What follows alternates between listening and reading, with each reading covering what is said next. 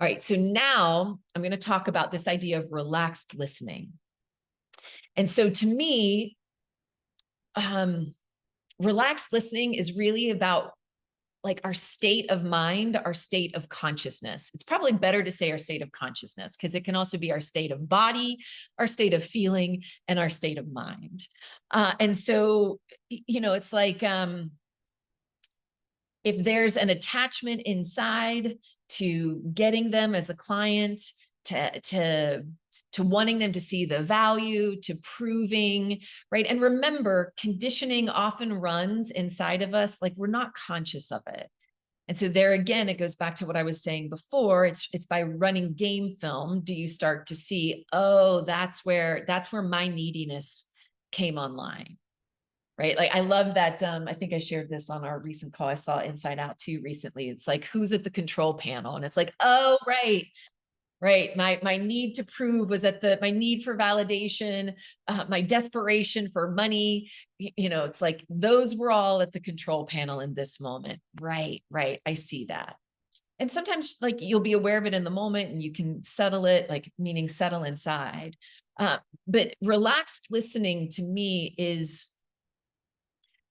an open mind, an open heart, an open body. Because if you're open, that means you're leading with curiosity. That means that you're attuned to, it's like you're listening on all levels.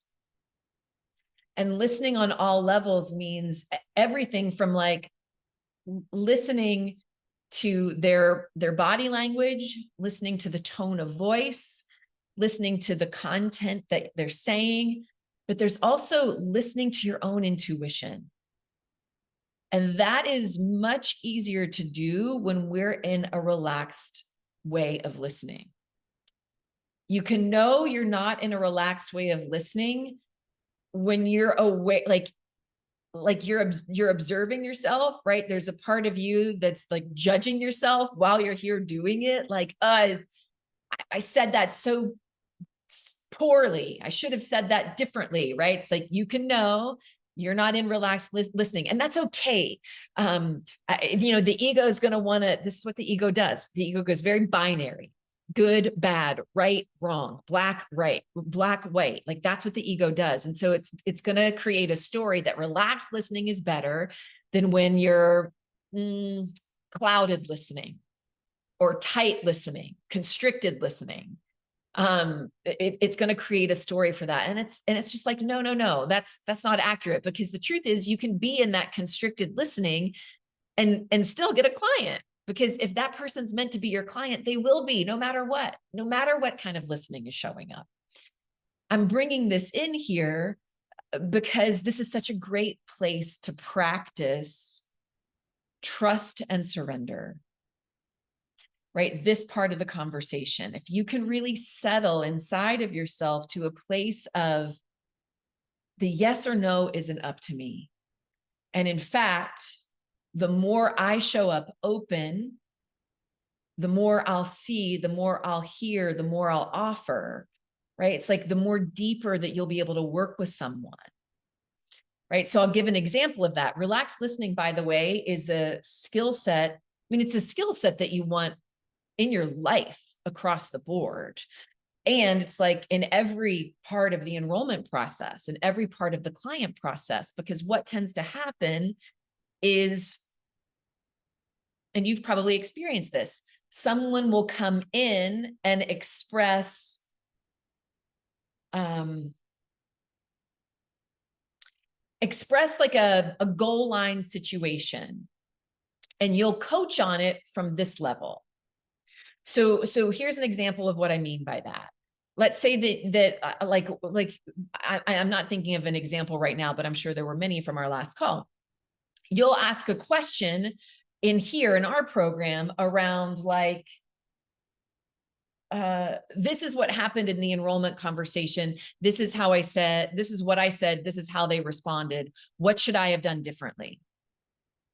Well, if I just answer that question and say, here's what I would have done differently, that's working it. That's great. There's nothing wrong with that.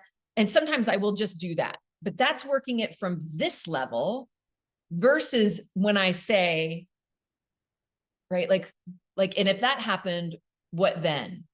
Or what was going on inside of you when they said that, right? When I start to take it a little bit deeper, patterns start to reveal themselves, right? Like that, like good conditioning, right? Like the pattern of like, I want, if they see the value, then they'll pay me, then my reputation will be, right? Like that's what's lurking underneath. And that often doesn't come up when we're answering the question on this level. And that's why relaxed listening can be helpful, because you'll start to see, it's almost like their inner, the possible inner conditioning that's running will start to show up in your mind. And then you can check in on that. That doesn't mean that it will resonate with them, but you can always bring it up. And if it does resonate, you now take the work deeper. And taking the work deeper means there's greater level of impact, because then it moves it away from just this thing, right? It's like, where else am I running? Prove it. I'm just giving that as an example from our group. Where else am I running? I need someone to validate me in order to feel good. Where else am I running this pattern in my life? Because that's the thing with internal patterns. They kind of show up in a lot of different places. And so when we can start to hone in on that, more transformation, more room for transformation occurs. And so relaxed listening this becomes a daily practice. This becomes one of the best questions that you can ask yourself is, am I open or closed?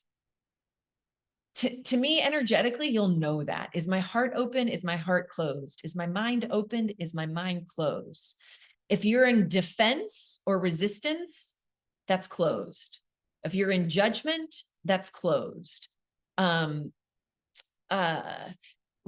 Like openness comes with a level of acceptance, peace, purpose, spaciousness. And so it's like throughout your day, you could be like, you could even be in a conversation with a friend and it's happening right now. This is the wild thing about our consciousness, right? Like we can be here, but our minds can be somewhere else. And you can start to notice, oh, I'm closing off right now. Something they just said is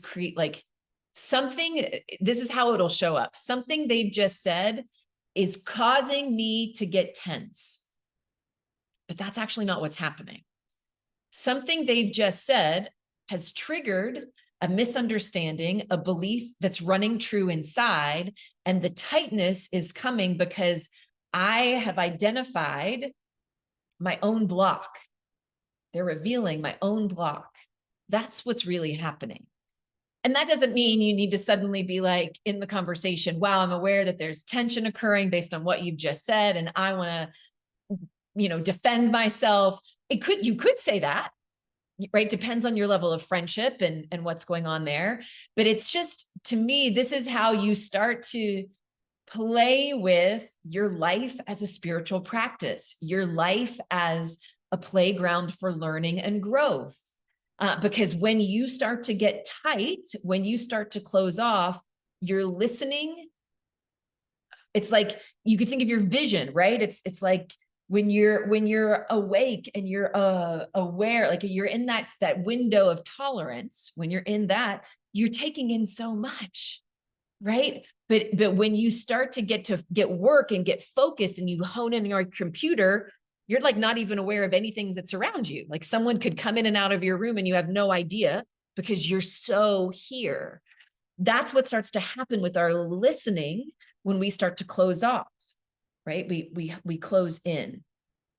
And so in the conversations, right, you can have the like, that awareness of like, oh, there's some part of me that that wants to close off right now. It can be like, I see you, and my intention is to open up. My intention is to relax. Maybe you use the practice where you center over your body, right? Like your body can help you. Are you leaning forward is like, I'm trying to get you to see something, right? I want this for you.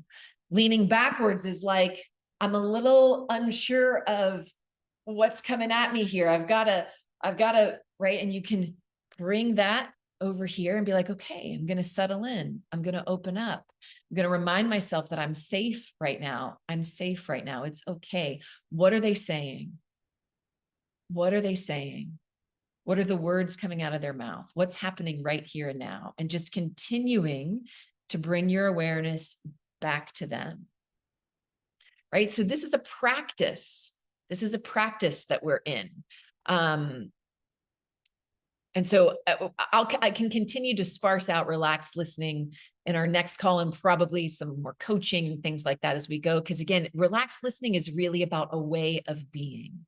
It is a way of being. And it's not bad when we close off, right? When we close off, it simply means we're seeing an opportunity where there's a block inside that's asking to be seen, so that we can meet it, work with it, and then land back in that space of openness.